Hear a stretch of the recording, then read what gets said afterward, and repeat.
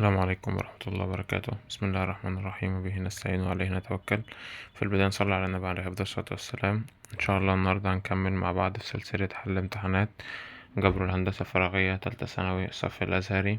حلنا مع بعض امبارح امتحان 2023 دور أول جبر هندسة فراغية. إن شاء الله النهاردة هنحل الدور التاني.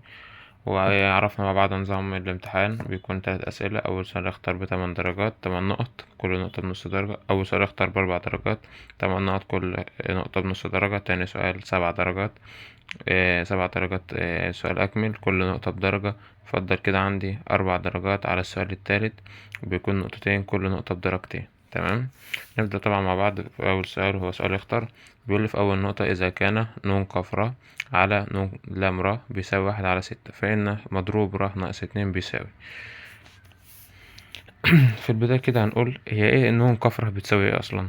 بتساوي ن لام ر على مضروب الر. تمام. يبقى على، قال لي ن لام ر بتساوي 1/6. ن لام ر راحت مع ن لام ر، فضل عندي 1 على مضروب الر بيساوي 1/6. معنى كده نقلب دي ونقلب دي، إن مضروب الر بيساوي 6. نجرب مضروب مثلا نجرب الر مثلا ب1، مضروب الواحد 1، مضروب الاتنين 2، مضروب التلاتة 6. يبقى إذا الر بتساوي 3. نشوف المطلوب بتاعنا، هو مطالب ايه؟ مضروب ر ناقص 2، اللي هو هيساوي مضروب 3 ناقص 2 بيساوي مضروب 1، اللي هو بيساوي 1. كده أول سؤال خلص معانا. ندخل على السؤال رقم 2. بيقول في مفكوك المدينا حد معين، بيقول حسب قواسين التنازلية إذا كان معامل الحد الخالي من س يساوي معامل الحد السابع، فإن أ ب تساوي. تمام. قلنا مع بعض قانون قبل كده، قانون سهل وبسيط كده بيلخص الدنيا بدل ما نحلها بالحد العام. الر تساوي أ ن ناقص ك على أ ناقص ب. ايه هي أ وايه هي ن وايه هي ك وايه هي ب؟ أ ده الأس بتاع الحد الأول، ونون اللي هو الأس بتاع القوس كله اللي هو 10، وكاف اللي هو الأس للسين اللي أنا عايزها. هو قال لي الحد الخالي من س، يبقى الكاف هتبقى بصفر المرة دي. في مثلا ساعات بيقول لي أوجد معامل الحد اللي يحتوي على اللي س فيه س أس 10، فهعوض عن الكاف ب10. يبقى كاف رد الأس بتاع السين اللي أنا عايزها. الألف قلنا الأس بتاع س اللي في الحد الأول، يبقى الب الأس بتاع س اللي في الحد التاني. نبدأ بقى نعوض.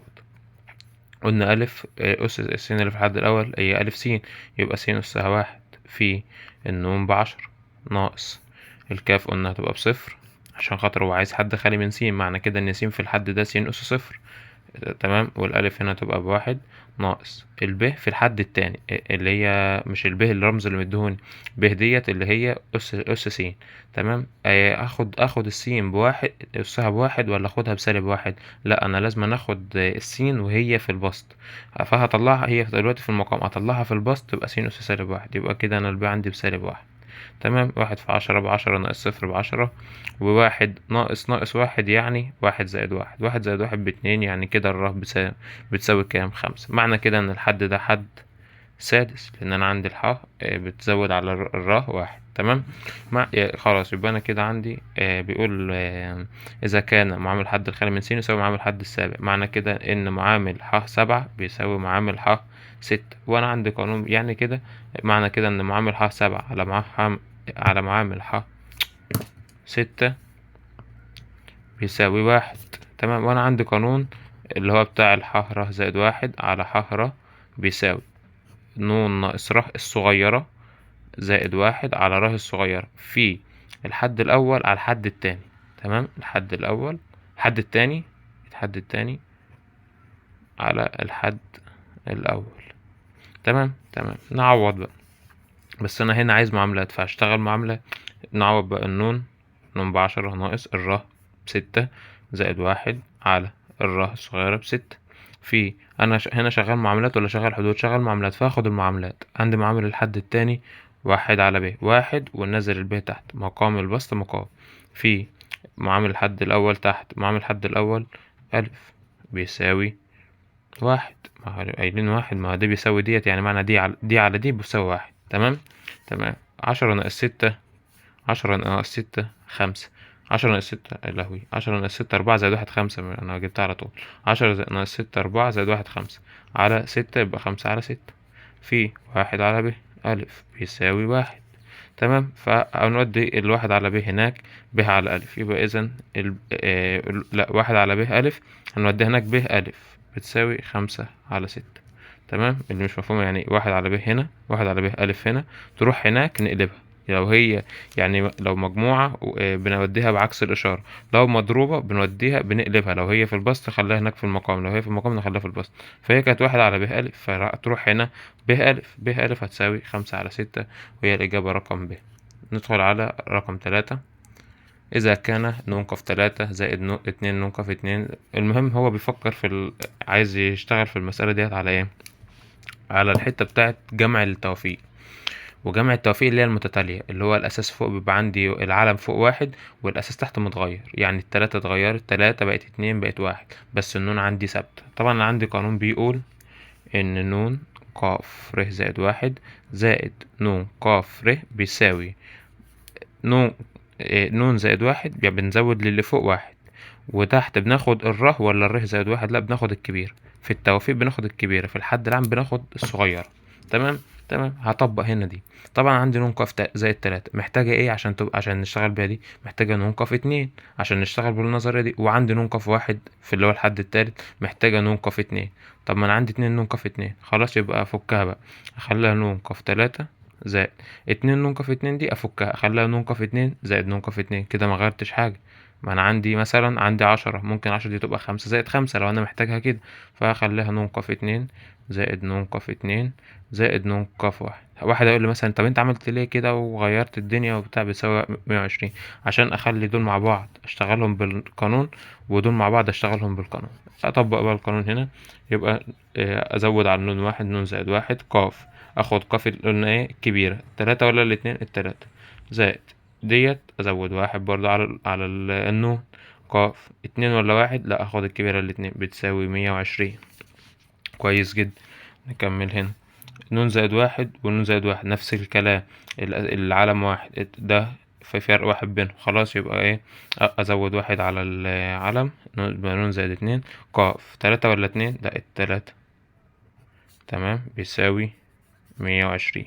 هشوف بقى 120 ديت كام قاف 3، هتطلع في الاخر 10 قاف 3. طبعا جبتها ازاي؟ بالتجريب، جرب على الاقل. خلاص، يبقى انا عندي ده بيساوي ده، يبقى ده بيساوي ده، يبقى اذا النون زائد 2 بتساوي 10. معنى كده ان النون بتساوي 10 ناقص 2 8، تبقى معايا الاجابة رقم ب. تمام. رقم 4 حلين زي امبارح في نفس الامتحان بالظبط، بس اختلاف ارقام. قلنا لما نلاقي مثلا 5 ناقص 3 اوميجا تربيع على 5 اوميجا ناقص 3، لما نلاقي حاجة زي ديت 5 3 3 5، نعمل ايه؟ نشوف رقم من الارقام اللي معهاش اوميجا ونحط لها اوميجا تكعيب. طب واحد هيقول مثلا طب ما انت كده غيرت القيمة. لا، ما انا عندي اوميجا تكعيب اصلا بكام؟ بواحد. فخمسة هي 5 اوميجا تكعيب، لان اوميجا تكعيب بواحد يبقى 5 في 1 ب5، ما غيرتش حاجة. طب هتعمل كده ليه؟ هتعرف دلوقتي. انا لما يكون مثلا عندي 5 اوميجا تكعيب ناقص، حطينا للخمسة المرة دي اوميجا تكعيب، ناقص 3 اوميجا تربيع على 5 اوميجا ناقص 3، هاجي في الخطوة اللي بعدها هروح جاي شايف الحد اللي انا المقدار اللي انا حطيت فيه اوميجا تكعيب، هاخد منه عامل مشترك اقل اوميجا اللي هي اوميجا تربيع، يبقى اخد هنا اوميجا تربيع عامل مشترك. اما اخد من 5 اوميجا تكعيب اوميجا تربيع، يفضل عندي 5، والاوميجا تكعيب اخد منها اوميجا تربيع، يبقى يفضل عندي اوميجا ناقص 3 اوميجا تربيع، اما اخد منها اوميجا تربيع يفضل عندي 3 على 5 اوميجا ناقص 3. كده انا هطير دي مع دي، ما يفضلش عندي غير ايه؟ غير العامل المشترك اللي انا خدته. تمام. نكمل بقى المسألة. ناقص هنا هنحط بقى المرة دي بلاش نحط اللي فوق، نحط اللي تحت عشان نعرفك ان هي ثابتة. يبقى 2 ناقص 7 اوميجا زي ما هي فوق، ونحط تحت للسبعة اوميجا تكعيب 2 اوميجا تربيع ناقص 7 اوميجا تكعيب الكل اس 2. تمام. نكمل دي بقى هنا. تمام. قلنا ناخد من الحد المقدار اللي حطينا من في اوميجا تربيع، ناخد منه اقل اوميجا عامل مشترك، اقل اوميجا تربيع، ناخد الاوميجا تربيع عامل مشترك. اما ناخد اوميجا تربيع مشترك من هنا يفضل 2، هنا يفضل 7 اوميجا، وفوق 2 ناقص 7 اوميجا تربيع. نفس الكلام، دي طارت مع دي، يفضل عندي اوميجا تربيع ناقص 1 على اوميجا تربيع بتساوي 2، اوميجا تربيع تنزل زي ما هي. وعندي قلنا امبارح ان الواحد على الاوميجا تربيع، الاوميجا تربيع تطلع فوق باوميجا، والاوميجا تطلع فوق باوميجا تربيع، يبقى الاوميجا تربيع تطلع هنا باوميجا. تمام، أس 2. خدنا الحتة دي بتساوي كام؟ أوميجا ناقص أوميجا تربيع، أوميجا تربيع ناقص أوميجا بتساوي موجب أو سالب جذر 3 ت الكل تربيع. موجب أو سالب جذر 3 تربيع تساوي 3، والت تربيع بتساوي ت تربيع. ت تربيع واخدينها زمان بسالب 1، يبقى سالب 1 في 3 بسالب 3. كده احنا جبنا المسألة سالب 3، وهي الإجابة رقم ج. ندخل على النقطة اللي بعدها وهي رقم 5. النقطة اللي بعدها برضو سهلة، تمام. هي تعتمد على ان احنا نكون عارفين القاعدة دي، 1 زائد أوميجا زائد أوميجا تربيع بتساوي 0. كويس. فمعنى كده ان انا عندي ان 1 زائد أوميجا تربيع بتساوي سالب أوميجا، وان 1 زائد أوميجا بتساوي سالب أوميجا تربيع، وان الأوميجا زائد أوميجا تربيع بتساوي سالب 1. كويس كويس. لأن ديت يعني مثلا 1 زائد أوميجا أودي بعكس الإشارة، وهكذا مع التلات حدود. أبدأ بقى حل. طبعا هجمع بقى أي حاجة، أي اتنين في الحدود دي الزوائد جنب بعضها. يعني هجيب للواحد هجيب له الأوميجا تربيع زائد، وعادي أبدل السالب عادي، يعني مفيهاش مشاكل. هجيب الأوميجا تربيع مكان السالب أوميجا عشان في الآخر أجمع دول على بعض يدوني سالب أوميجا. تمام. وأعرف أخلص المسألة بتاعتي. 1 زائد أوميجا أس 4. أوميجا أس 4 دي بجيب الأوميجا بتاعتها ازاي؟ بختصرها ببسطها ازاي؟ أوميجا أس 4 هل تقبل على 3؟ لا ما تقبلش. أقلل 1. أوميجا أس 6 تقبل؟ تقبل. يفضل عندي أوميجا. يفضل عندي أوميجا أس 4 لما أخد منها أوميجا تكعيب، يفضل عندي أوميجا ناقص أوميجا تربيع. كويس. نكمل. 1 زائد الأوميجا أس 8. طبعا احنا اتفقنا إن احنا هنجيب الزائد الأوميجا اللي فيها زائد للواحد عشان نخلصها مع بعضها بواحدة من ديت يا دي. عشان لما يبقى مثلا عندي 1 زائد أوميجا زي دي مثلا، هجيب مكانها سالب أوميجا تربيع، وعندي سالب أوميجا تربيع تبقى سالب 2 أوميجا تربيع. هعرف أخلص المسألة ايه بالطريقة دي. تمام. يبقى 1 زائد أوميجا أس 8 هل تقبل؟ لا ما تقبلش. طب نقلل 1. 7 تقبل؟ ما تقبلش. 6 تقبل؟ تقبل. يبقى خلاص شلنا منها أوميجا أس 6. فضل عندي أوميجا تربيع ناقص أوميجا أس 4. أوميجا أس 4 تقبل؟ لأ. 3 تقبل؟ نقلل 1. 3 تقبل؟ تقبل. يبقى فضل عندي أوميجا. تمام. اللي بعدها 1 زائد، قلنا هنجيب برضو الأوميجا نفس الكلام، هنجيب برضو الأوميجا اللي فيها اللي معاها زائد للواحد عشان نخلصها برضو بنفس الطريقة دي. يبقى أوميجا أس 16 تقبل؟ لا ما تقبلش. نقلل 1. أوميجا أس 15 تقبل؟ تقبل. تدينا 5. يفضل عندي من الأوميجا 16 لما أشيل منها أوميجا 15 يفضل عندي أوميجا ناقص أوميجا أس 8. أوميجا أس 8 تقبل؟ لأ والله ما تقبل. أوميجا أس 7 تقبل؟ لأ والله برضو ما تقبل. طب أوميجا أس 6 تقبل؟ يفضل عندي من أوميجا أس 8 أوميجا تربيع. تمام. كده يعتبر ايه، ما عادش فاضل عندي بقى غير ان اشتغل بدي او دي. تمام. ابدا بقى هنا. اوميجا زائد اوميجا 1 زائد اوميجا تربيع سالب اوميجا ناقص سالب اوميجا. 1 زائد اوميجا سالب اوميجا تربيع سالب اوميجا تربيع. 1 زائد اوميجا تربيع سالب اوميجا، وسالب اوميجا تنزل زي ما هي. 1 زائد اوميجا سالب اوميجا تربيع سالب اوميجا تربيع تنزل زي ما هي. كويس خالص. سالب اوميجا سالب اوميجا سالب 2 اوميجا سالب اوميجا تربيع سالب اوميجا تربيع سالب 2 اوميجا تربيع سالب اوميجا سالب اوميجا سالب 2 اوميجا سالب اوميجا تربيع سالب اوميجا تربيع سالب 2 اوميجا تربيع.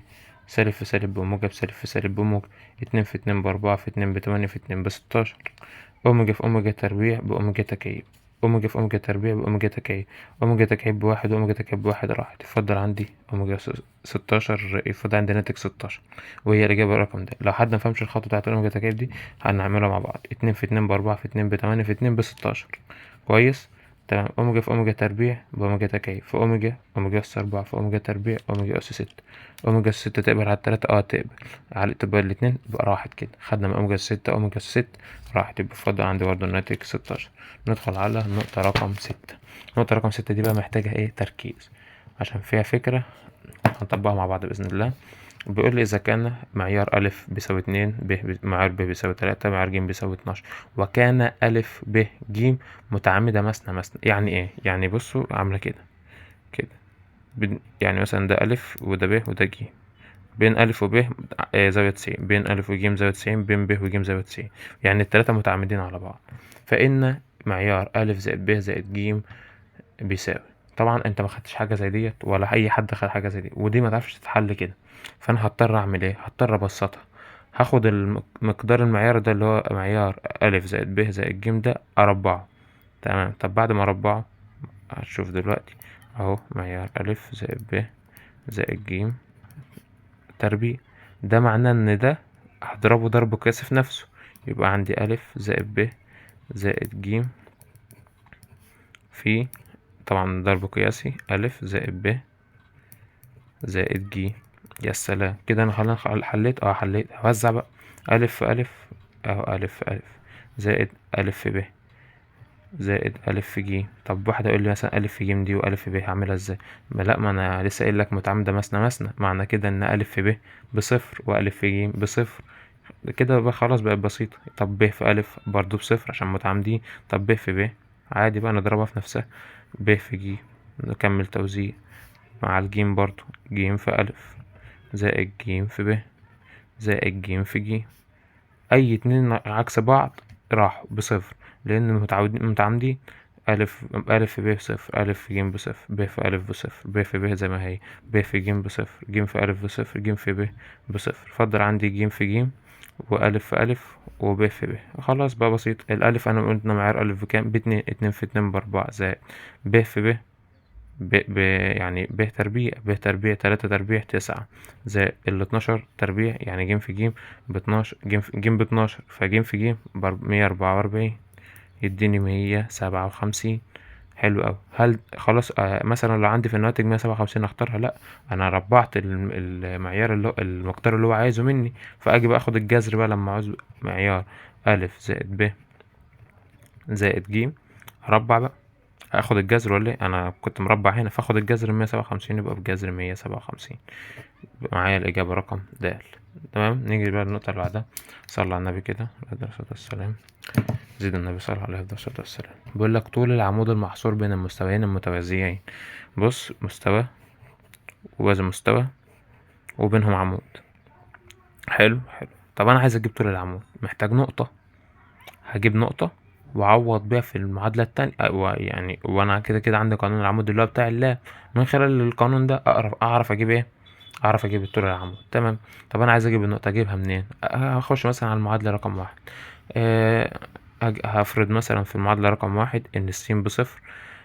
طبعا أنا عندي إيه؟ أربعة س زائد ستة س زائد ستة ص زائد اتناشر ع زائد تمنتاشر بتساوي صفر. عايز أشوف رقم بيقبل اسم على التمنتاشر. الأربعة هيطلع لي أربعة ونص، والاتناشر هيطلع لي برضو رقم فيه كسر. طب الستة تقبل وهتطلع لي سالب تلاتة، يعني تمنتاشر على ستة تلاتة. خلاص يبقى ايه؟ نفرض ان السين بصفر وان العين بصفر ونجيب النقطة فيها قيمة صاد. ازاي؟ هتشوف دلوقتي. يعني السين بتساوي، نفرض ان السين بتساوي صفر والعين بتساوي صفر. تمام. ولما السين تساوي صفر يبقى أربعة في صفر بصفر زائد ستة صاد، مفرضناش الصاد، زائد اتناشر في العين وهي بصفر زائد تمنتاشر بتساوي صفر. خلاص نتبسط. يبقى ستة صاد بتساوي سالب تمنتاشر، يبقى إذا الصاد بتساوي سالب تلاتة. كده بس أنا جبت نقطة. الله أكبر، الله أعظم. تمام كده أنا جبت نقطة. يبقى كده أنا عندي السين بصفر والصاد بسالب تلاتة والعين بصفر. نكمل. يبقى كده أنا جبت دي نقطة. خلاص بقى أنا جبت النقطة. أجيب بقى إيه؟ اللام بتساوي، طبعا هروح جاي على المعادلة التانية، هي كده عوض بالنقطة دي في المعادلة التانية على جذر التربيع لمعاملات س وصاد وعين تربيع. ازاي؟ اهو، أربعة عندي معادلة تانية، أربعة س، أربعة في صفر بصفر زائد ستة صاد زائد ستة في سالب تلاتة سالب تمنتاشر اتناشر عين، اتناشر في صفر بصفر. تمام. زائد صفر ناقص عشرة. تمام تمام. على الجذر التربيع معامل س، أربعة تربيع ستاشر زائد ستة تربيع ستة وتلاتين زائد اتناشر تربيع معامل العين يعني، وستة معامل الصاد، اتناشر تربيع مية أربعة وأربعين هيساوي تمنتاشر ناقص عشرة تمانية على ستاشر زائد ستة وتلاتين زائد مية أربعة وأربعين. طلع معايا جذر مية ستة وتسعين اللي هو بيساوي أربعتاشر. طبعا ديت سالب تمنتاشر سالب عشرة بسالب تمانية وعشرين، بسالب تمانية وعشرين وهي جوه المقياس. لما اطلعها برا المقياس تبقى تمانية وعشرين، تمانية وعشرين على أربعتاشر باتنين، يبقى إذا طول العمود بيساوي اتنين. ندخل على النقطة رقم تمانية. النقطة رقم تمانية برضو يعني فيها فكرة، إن بيقولك إذا كانت النقطة تقع على الكرة، معنى كده إن النقطة دي تحقق معادلة الكرة، فهعوض بيها في معادلة الكرة. تمام تمام. نبدأ بقى. يبقى أنا عندي السين زائد اتنين تربيع، السين بتساوي سالب اتنين، أعوض من النقطة زائد اتنين تربيع زائد الصاد بأربعة ناقص واحد تربيع زائد عين ناقص تلاتة العين بميم ناقص تلاتة كل تربيع بتساوي 25. سالب اتنين زائد اتنين صفر تربيع راحت. 4 ناقص واحد تلاتة تربيع 9 زائد 9 زائد ميم ناقص تلاتة كل تربيع بتساوي 25. يبقى ميم ناقص تلاتة الكل تربيع بتساوي 25 ناقص 9 16. اخد الجذر التربيعي واحط موجب او سالب. اذا ميم ناقص تلاتة بتساوي موجب او سالب 4. اقسم صفحتي يبقى الميم ناقص تلاتة مرة بتساوي 4 وميم ناقص تلاتة مرة بتساوي سالب 4. يبقى الميم بتساوي 7 أو ميم بتساوي سالب 4 زائد تلاتة بتساوي سالب 1. يبقى إذا الميم تساوي المجموعة 7 وسالب 1 وهي الإجابة رقم ب. نكمل مع بعض إن شاء الله في سؤال أكمل ما يأتي. طبعا قلنا السؤال ده 7 درجات 7 نقط كل نقطة بدرجة. تمام. مطلوب منك ايه في السؤال ده؟ اول حاجة مطلوب منك انت تجيب الناتج. جبت الناتج صح خلاص خدت الدرجة بتاعتك. جبت الناتج فيه مثلا جبت الناتج غلط والخطوات بتاعتك صح تاخد نص درجة. ما جبتش لا ده صح ولا ده صح يبقى مش تاخد اي حاجة من الدرجة بتاعتك. تمام. معانا اول نقطة بيقول رتبة المصفوفة واحد. المهم نبص على المصفوفة الاول. المصفوفة كام في كام؟ المصفوفة اللي معايا 3 في 3 3 صفوف و 3 أعمدة. يبقى كده الرتبة معايا ممكن تكون ر 3 لو محدد المصفوفة بيساويش الصفر. طب لو بيساوي الصفر يبقى الرتبة ب2. طب امتى يكون بيساوي الواحد؟ لو كل محدد من المحددات الصغيرة الاتنين في 2 بيساوي صفر. طب امتى يكون بيساوي صفر؟ لو هي كلها صفار، يعني المصفوفة كلها صفار صفر صفر صفر كده الصفوف كلها والأعمدة كلها صفار. تمام. نجرب بقى ونشوف المصفوفة اللي معانا ديت. يعني ديت المصفوفة اللي معايا ممكن تكون يا إما ب3 رتبتها يا إما ب2 يا إما ب1. قلنا 3 امتى؟ لو المحدد بتاعها مش بصفر. طب 2 لو المحدد بتاعها بصفر. طب 1 لو كل محدد من المحددات اللي هي الاتنين في 2 كل واحد بصفر كده تبقى الرتبة ايه ب1. وضحت المسألة. نشوف المحدد بتاعها بيساوي كام. تمام. يبقى نعمل محدد 1 1 3 1 سالب 1 سالب 3 4. تمام. نفك مثلا بده وشرطنا موجب سالب موجب. نلغي صف ونلغي عمود 1 فيه. نلغي صف ونلغي عمود 1 في 4 ب4 ناقص سالب 3 في سالب 1 ب3 ناقص 1 شرطة سالب اهيت. نلغي صف نلغي عمود 1 في 4 ب4. تمام. 1 في 4 ب4 ناقص 1 في سالب 1 بسالب 1 وعندي سالب يبقى موجب 1 زائد 3. نلغي صف نلغي صف نلغي عمود 1 في سالب 3 بسالب 3 ناقص 1 في 1 ب1. تمام. نجمع بقى 4 في 3 4 ناقص 3 4 ناقص 3 1 في 1 ب1 ناقص 4 و1 5 في سالب 5 سالب 3 سالب 4 سالب 3 سالب 1 سالب 4 في موجب 3 بسالب 12 يعني سالب 17 سالب 16 لا يساوي الصفر. يبقى إذا الر بتساوي 3. طب واحد نراجع عليها تاني. طب افرض كان بتساوي الصفر يبقى الر ب2. افرض كان كل محدد من المحددات دي بصفر يبقى الر ب1. طب امتى تكون الرتبة بصفر؟ لو المصفوفة كلها اصفار. تمام. كده الدنيا وضحت قوي. نكمل النقطة رقم 2. بيقول لي في مفكوك القوس ده مديني إذا كان ح 4 وح 5 و25 ح 7 وح 6 متناسبة يعني ايه؟ يعني ح 4 على ح 5 بتساوي 25 ح 7 على ح 6. حلو. طبعا خدنا قاعدة قبل كده ان ح ر زائد 1 على ح ر بتساوي ن ناقص ر الصغيرة زائد 1 على ر الصغيرة في الحد التاني على الحد الأول. تمام. فهي دي القاعدة اللي هنشتغل بيها فين هنا. تمام. واحد يجي يقول لي بس ديت حهرة على حهرة زائد 1 مش تفرق ادام ديت مقلوبة يبقى نقلب دي. يبقى هنا نشتغل نشتغل ر على ن ناقص ر زائد 1. تمام. في الحد الأول على الحد التاني ما احنا هنقلب بقى النسبة كلها على الحد الأول على الحد الثاني. تمام. طبعا دي هنشتغل النسبة مظبوط. انا بس حبيت بس اوضح القانون بس. تمام. كده عندي الر ب4 الر الصغيرة اللي هي 4 على ن ب8 ناقص 4 زائد 1 في حد الأول جذر س الحد التاني 1 مقام المقام يطلع بسط في س. تمام. بتساوي 25 ننزلها زي ما هي والح 7. طبعا هنشتغل بالقانون زي ما هو مظبوط. ن ب8 ناقص ر الصغيرة 6 زائد واحد على الستة عشان هي راس صغيرة، مش السبعة، الراس صغيرة ستة. في الحد التاني اللي هو واحد، مقام البسط مقام واحد على س. في الحد الأول تحت، الحد الأول بجذر س. كويس خالص. نجمع بقى أربعة، 8 - 4 4 زائد واحد 5 في س جذر س بيساوي 25 زي ما هي. في 8 - 6 2 زائد واحد 3 على 6 نص. تمام. في واحد على س جذر س. تمام. ديت بقت 25 على الاتنين اهيت، طلع 25 فوق. تمام. بقت 25 على الاتنين، 25 طلعنا فوق عادي يعني. كده هودي واحد على السين ديت، هوديها هناك تبقى س جذر س، عشان هي واحد على س. لما اوديها يعني الفها من هنا يبقى تبقى نقلبها. يعني بصوا، احنا مش كنا لما بيبقى مجموعة يعني مثلا زائد 5، لما اوديها بقى في الناحية التانية تبقى -5. ده في عشان ده معكوس جمعي، انما المعكوس الضربي المقام والبسط بنقلبه، فتبقى س جذر س في س جذر س. نفس الكلام زي ما عملنا هنا نعمل هنا. الأربعة على الخمسة تروح هناك، 5 على 4 يبقى 25 على 2 زي ما هي في 5 على 4. احنا عملنا كده عشان نجمع المتشابه مع بعض والسينات مع بعضها والأرقام مع بعضها. س في س بس تربيع، جذر س في جذر س بس بيساوي 25 في 5 125، 2 في 4 8. س في تربيع في س يعني معناها س تكعيب. س تكعيب. طبعا عشان نجيب قيمة س ناخد الجذر التكعيبي لدول، يبقى إذا س بتساوي جذر التكعيبي 125 5، جذر التكعيبي 8 2، يبقى إذا س بتساوي 5/2. النقطة اللي بعدها، جذرين التربيعين للعدد كذا بيساوي. تمام.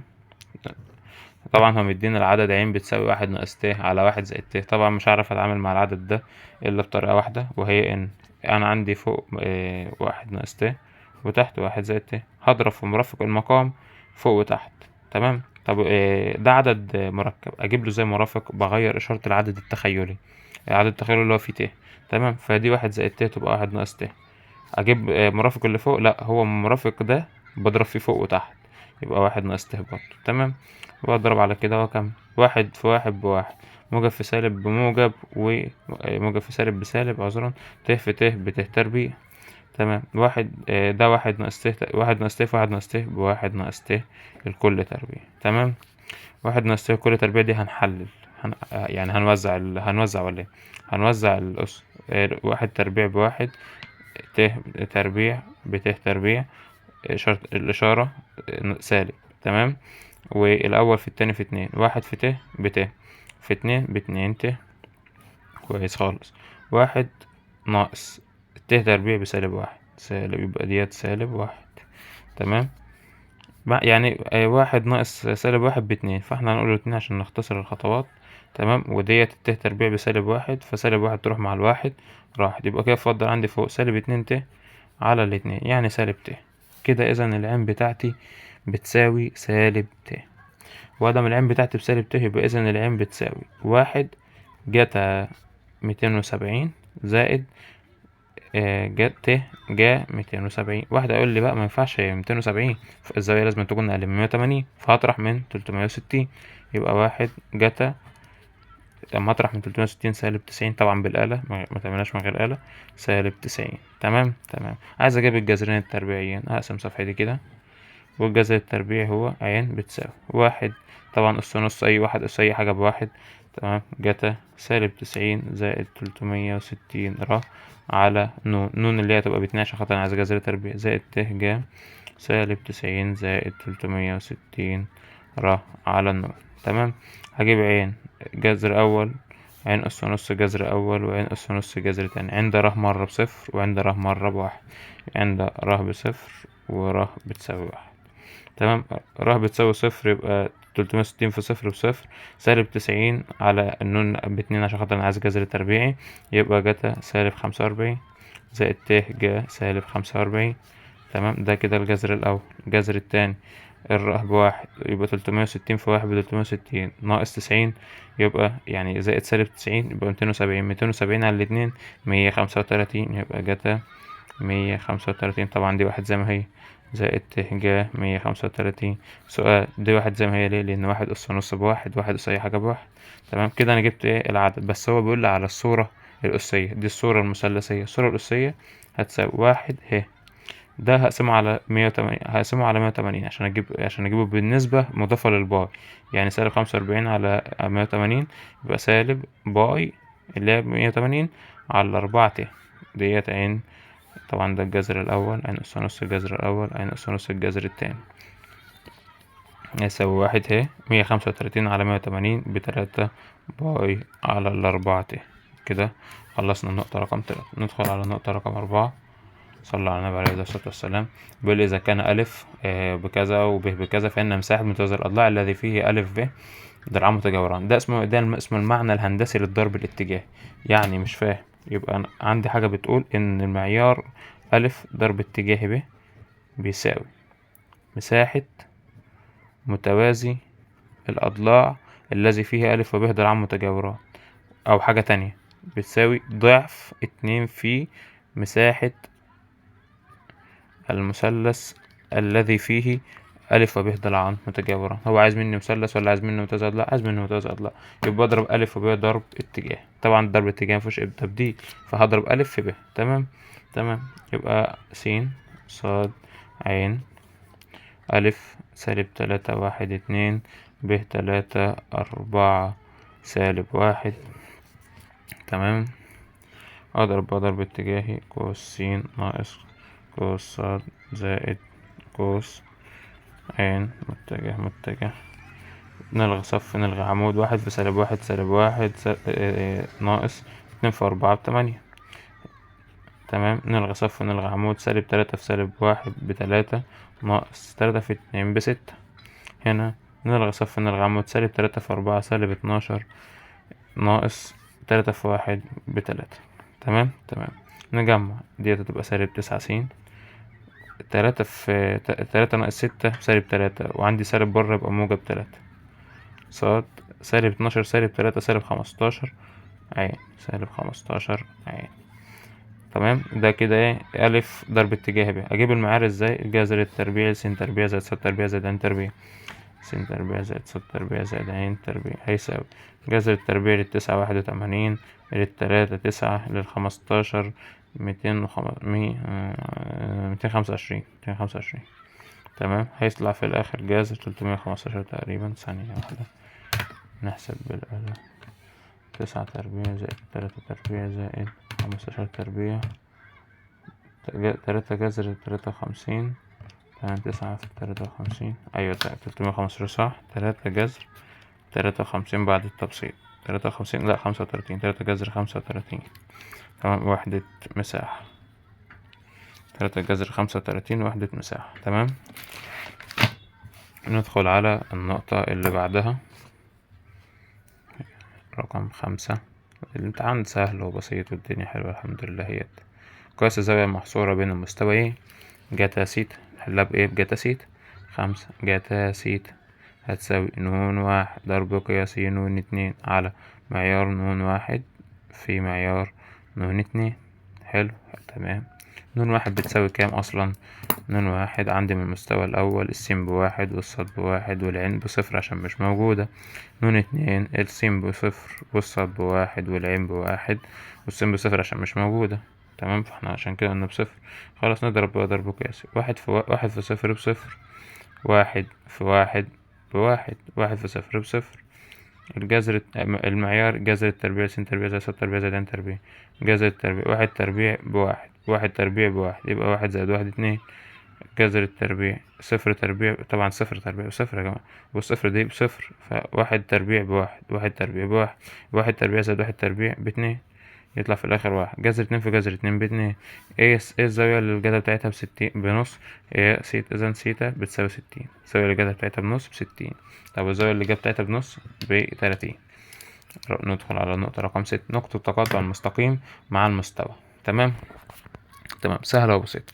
دي لها طريقتين. في طريقة ليها مكعبلة وممكن تدوخ أي حد ويعني ايه، وفي طريقة ليها سهلة. فاحنا نحلها بالطريقة السهلة. الطريقة السهلة ايه؟ ان احنا نسوي معادلة المستقيم ديت بكاف. تمام. ونجيب كل واحدة نجيب السين والصاد والعين بدلالة الكاف ونعوض عنهم في معادلة المستوى. هنجيب منها قيمة الكاف، أو هنرجع بقى نعوض في نقطة التقاطع المستقيم في السين والصاد والعين، هنجيب النقطة. تمام. مش فاهم أي حاجة؟ تعال نشوف مع بعض. اللهم صل وسلم على سيدنا محمد. بسم الله. تمام. طبعا احنا قلنا هنساوي المعادلة ديت 2 س 3 ص بتساوي -1 بتساوي ع -4 بتساوي الكاف. تمام. فيبقى السين بتساوي نص كاف، الصاد بتساوي كاف زائد 1/3، والعين هتساوي كاف زائد 4. تمام. تمام. أنا عندي المعادلة بتاعة المستوى ر في 3 و1 و2 وسالب 2 بتساوي 5.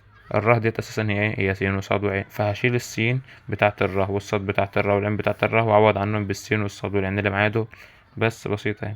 يبقى أنا كده عندي الره اللي هي يبقى نص كاف وكاف زائد 1/3 وكاف زائد 4 في 3 و1 وسالب 2 بتساوي 5. تمام.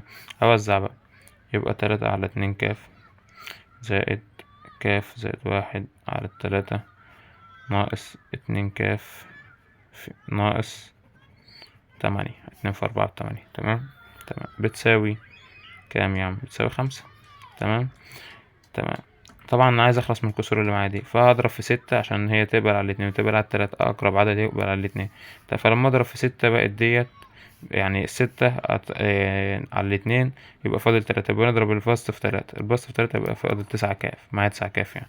6 في تلت يبقى 2، 2 في كاف ب2 كاف، والواحد 1 في 2 ب2 ناقص دي في 6 يبقى 12 كاف. 6 في 8 48 بتساوي في ناس بتغلط الغلطة انها متضربش في ال5، لا نضرب في ال5 يبقى 30.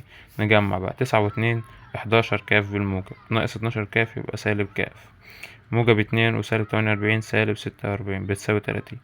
هنودي ده بقى أكثر. المهم يعني تبقى سالب كاف، مش هنودي ولا نجيب، تساوي 30 زائد 46 يعني 76.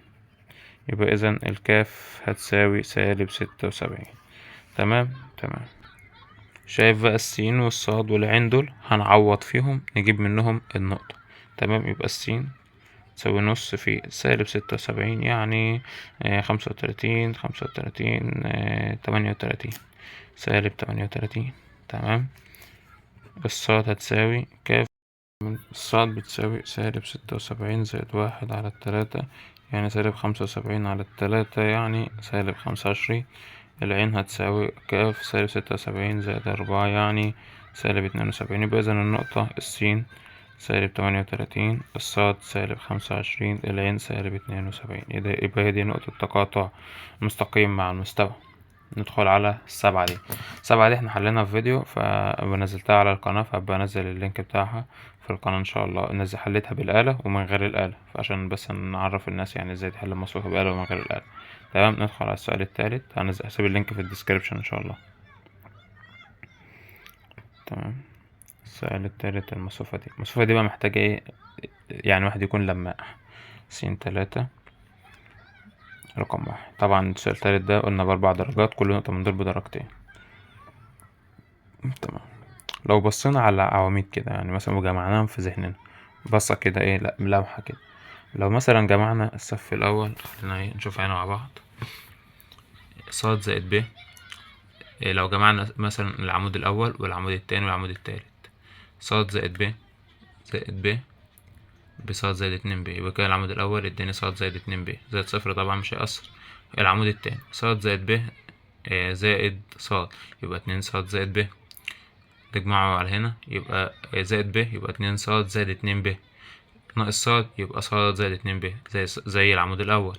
طب نشوف العمود التالت، 2 ب وب 3 ب زائد ص، يبقى ص زائد 3 ب ناقص ب، يبقى ص زائد 2 ب. معنى كده ان انا لو جمعت التلات عواميد دول مع بعض هيديني نفس الحاجة. طب معنى كده يعمل ايه؟ بعد ما اجيب نفس الحاجة ديت في صف واحد، هيروح جاي واخد عامل مشترك. تمام. اللي هي ص زائد 2 ب دي، يبقى انا كده جبت نص المسألة اللي هو طالبها مني. تمام. وهيفضل عندي وحايد فوق، من خلال الوحايد دي اقدر اجيب منها صفار، وهعرف ساعتها ايه اخلص المسألة، اخلي محدد صفري يعني في مثلث صفار، واجيب القطر الرئيسي، وبكده انا خلصت المسألة. نشوف طبعا ده بالتطبيق معانا. تمام. قلنا ايه؟ هنجمع الصفوف هنجمع عين واحد، الصف الاول والصف التاني والصف التالت. تمام، الصف الاول والصف التاني والصف التالت تمام. فهنجمعهم كلهم فوق، فتبقى صاد زائد 2 ب، صاد زائد 2 ب، صاد زائد 2 ب. تمام، صاد ب صفر ب ناقص صاد ناقص ب بتساوي، ناخد صاد زائد 2 ب عامل مشترك، 1 ب صاد ب صفر ب ناقص صاد ناقص ب. جميل جدا. واحد قال لي مثلا مش واحد وواحد وب، طب ما نضرب عين واحد في سالب ونجمعه على عين 3، يبقى كده عندي صفرين. طب تمام، فكرة. يبقى بضرب عين واحد في سالب واحد زائد عين 3. واحد بقى لما هكتر منه بقى، قال لي طب ما انا عندي هنا واحد وهنا واحد، ما اضرب عين واحد برضو في صفر واجمعه على ايه؟ على عين 2. فقلنا برضو وبضرب عين واحد في سالب واحد زائد عين 2 ماشي يساوي، طبعا ما ننساش العامل المشترك بتاعنا، زائد 2 ب. تمام، عين واحد هيفضل زي ما هو. لما ده اضرب في سالب واحد، سالب واحد زائد واحد صفر، ب بالسالب يعني صاد ناقص ب بصاد ناقص ب. الصفر مش هيأثر، فتبقى ب ناقص صاد زي ما هي. ديت واحد في سالب واحد بسالب واحد زائد واحد صفر، ب صفر يعني تبقى سالب ب زائد ب صفر، وده مش هيأثر، يبقى صاد ناقص ب. ايه ده؟ مثلث صفر اهوت. يبقى حاصل يعني ناتج المحدد ده حاصل ضرب القطر الرئيسي هيساوي صاد زائد 2 ب في واحد في صاد ناقص ب في صاد ناقص ب، يعني يساوي صاد زائد 2 ب في صاد ناقص ب الكل تربيع، وهو المطلوب. تمام، ندخل على النقطة اللي بعدها. يا سلام، النقطة ديت من أكتر النقط اللي بتقولك خد درجات. تمام، بيقولك أوجد الصور المختلفة معادلة المستقيم. أنا عشان أجيب معادلة المستقيم محتاج إيه؟ محتاج متجه الاتجاه ونقطة. مديني نقطتين هجيب بيهم متجه الاتجاه، هطرح النهاية من البداية أو البداية من النهاية، مش هتفرق. يعني لو طرحت النقطة الأولانية من النقطة التانية أو التانية من الأولانية هتدي نفس المعادلة برضه في الآخر. تمام، فهجيب اللي هي نقول مثلا النقطة التانية ناقص النقطة الأولانية، يبقى واحد سالب واحد 3 4 ناقص 3 2 0 بتساوي سالب واحد ناقص 3 سالب 4، 3 ناقص 2 1، 4 ناقص 0 4. تمام تمام. يبقى إذا عندي المعادلة اللي هي الأولانية بتساوي قاف زائد كاف. قاف ديت أي نقطة من اللي عندي، أي نقطة مثلا هاخد الأولانية المرة دي 3 و2 و0 زائد كاف في متجه الاتجاه -4 و1 و4.